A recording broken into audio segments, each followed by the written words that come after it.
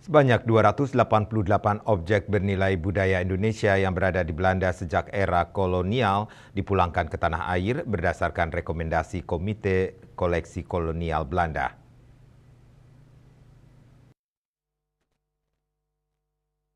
Dalam pernyataan pers tertulis Kedutaan Besar Belanda di Jakarta dikutip dari kantor berita Antara, Jumat 20 September, Menteri Pendidikan Kebudayaan dan Ilmu Pengetahuan Belanda, Eppo Bruins, mengatakan pemulangan objek budaya tersebut akan menjadi yang kedua menyusul repatriasi pertama terhadap objek budaya Indonesia dan Sri Lanka pertengahan 2023 lalu.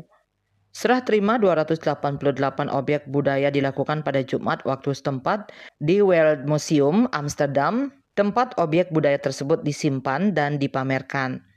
Direktur Jenderal Kebudayaan Menteri Pendidikan, Kebudayaan, Riset dan Teknologi RI, Hilmar Farid, mewakili pemerintah RI dalam serah terima tersebut.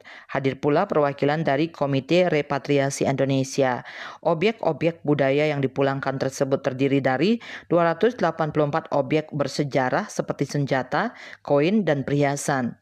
Terkait Puputan Badung yang diboyong pulang pasukan kolonial Belanda usai menaklukkan Kerajaan Badung dan Tabanan di Pulau Bali pada 1906.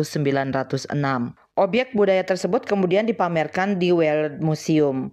Selain itu, ada pula 4 patung Hindu-Buddha yaitu patung Bhairava, Nandi, Ganesha, dan Brahma yang dibawa ke Belanda dari Jawa pada paruh pertama abad ke-19. Kembalinya objek-objek tersebut penting terkait pemulihan material untuk Indonesia.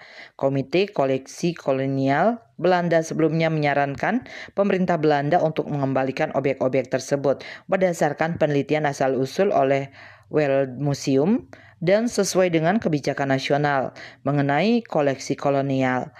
Rekomendasi tersebut disusun melalui dialog dan kerjasama erat dengan Komite Repatriasi Indonesia dan ahli terkait dan pemangku kepentingan dari kedua negara terus berkoordinasi demi memastikan kelancaran proses repatriasi kedua ini. Bali Post melaporkan.